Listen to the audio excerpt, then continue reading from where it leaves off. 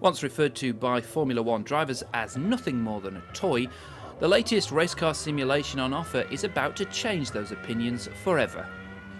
Simulators are of growing importance to F1 teams like Williams, Renault and Ferrari, who are now taking this technology very seriously.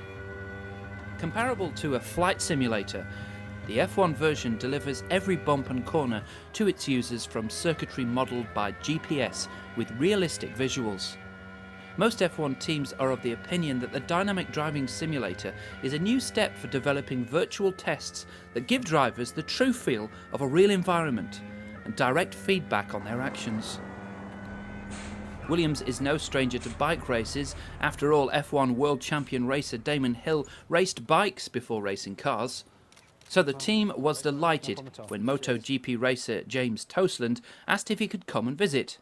With a rare break in his schedule, current Williams F1 driver Kazuki Nakajima was there to show James around. Racing bikes is not easy, but is it harder to drive a Formula One car? 30 laps in the Williams F1 simulator should give James the chance to find out. As long as he can fit into it. Even in the simulator, everything is custom fitted to the driver. The main thing is whether you've got clearance in your elbows, but it looks like you have. Yeah, feels fine. Okay, great.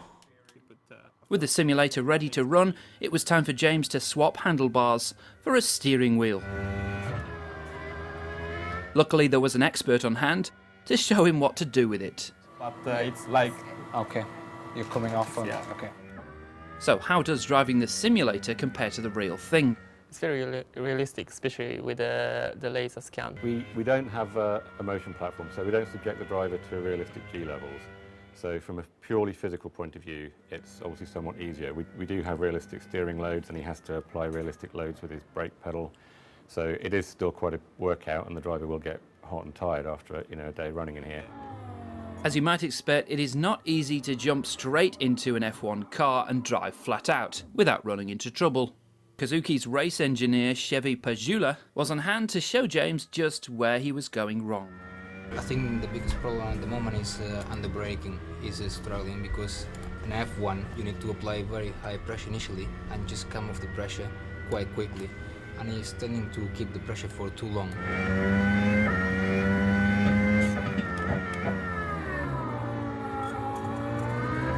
Just with the brake, you've got to get used to how much power there is. But you can see that. That's your last lap, and you are in red and Kazuki in blue. Yeah.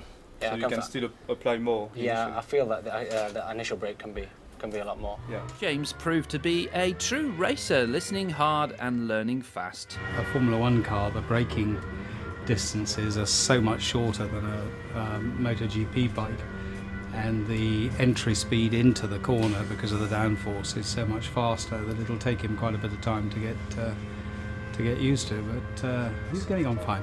I think he's doing very, very good. I was surprised that he hasn't driven the racing car before, and I'm sure the difference between the bikes and the car is very big, and I think it's totally different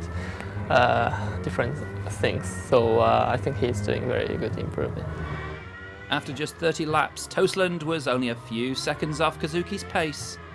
He's doing really well. I mean, there's a few things we could work on, obviously, but since we told him he's only got a few laps left, he's finding about half a second a lap, and he's about 3 seconds off Kazuki. You can just tell if he had more time, he'd be bringing those lap times down, and he would end up pretty quick, I think. It was an impressive showing for a man more used to leaning through corners with one knee on the ground. With teams like Williams investing heavily in driver simulation, the technology is not only here to stay, but will improve beyond recognition.